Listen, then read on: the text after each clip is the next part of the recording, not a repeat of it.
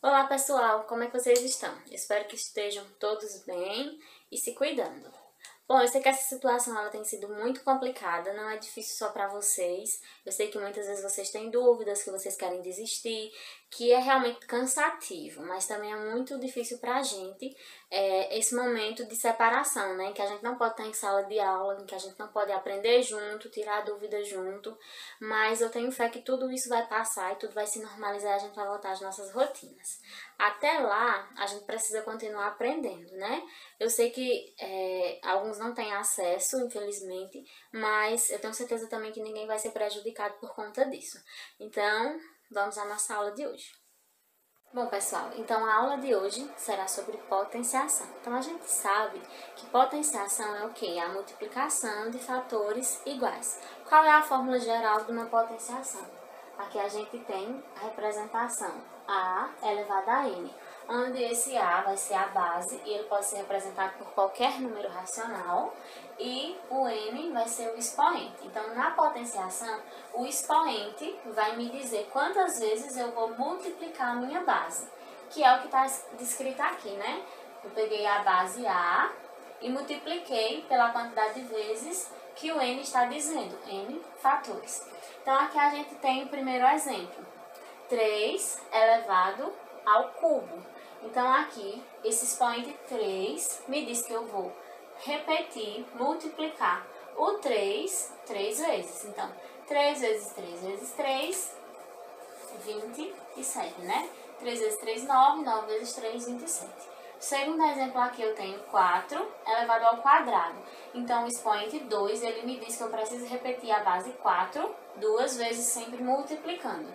Então, 4 vezes 4 vai ser 16. Dentro da potenciação, a gente vai ter algumas propriedades básicas, né? Existem outras, mas aqui a gente vai tratar as principais. Então, a nossa primeira propriedade, ela vai tratar sobre a multiplicação de potências de mesma base. Então, ela é representada por essa fórmula. E o que é que significa isso aqui? Eu tenho duas potenciações cujas bases são idênticas. Para resolvê-las, eu vou repetir a base e somar os expoentes. Então, aqui, ó, eu tenho uma multiplicação entre potências de mesma base, né? Como é que eu resolvo isso?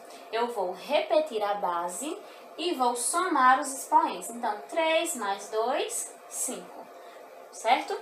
A segunda propriedade vai tratar sobre a divisão entre potências de mesma base, que é praticamente a mesma coisa, só que ao invés de multiplicar, eu vou agora dividir, né?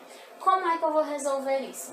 Então, aqui eu tenho duas potências, cuja base é a mesma, eu vou repetir a base e vou subtrair os expoentes. Então, aqui no nosso exemplo, eu tenho 3 elevado à quinta dividido por 3 elevado à segunda. Percebam que a base é a mesma e existe uma divisão entre elas. Então, eu vou repetir a base e vou subtrair os expoentes. 5 menos 2, 3. A nossa terceira propriedade, ela vai falar sobre a potência de potência. Como é que eu resolvo uma potência de potência? O que é uma potência de potência, na verdade?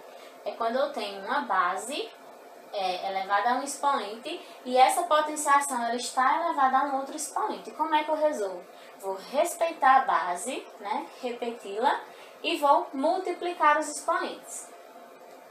Então, nesse exemplo que eu dei aqui, eu tenho 7 elevado à segunda elevado à quinta.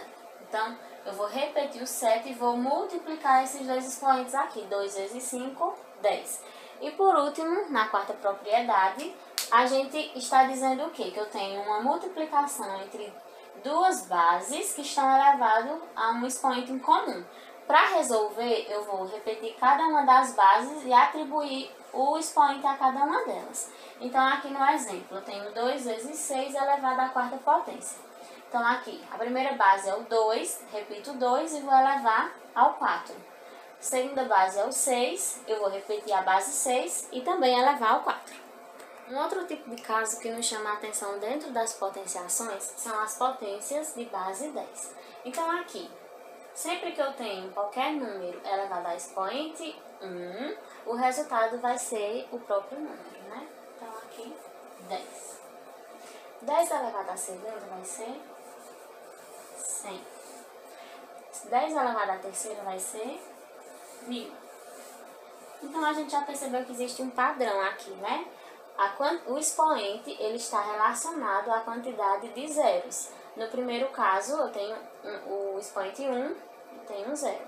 No segundo caso, eu tenho o expoente 2, 2 zeros. No terceiro caso, expoente 3, 3 zeros. Então, aqui vai ser a mesma coisa. Vai ter o expoente 4 e 4 zeros. Por que isso é importante? Isso vai ser muito importante nas próximas aulas, quando vocês verão as notações científicas.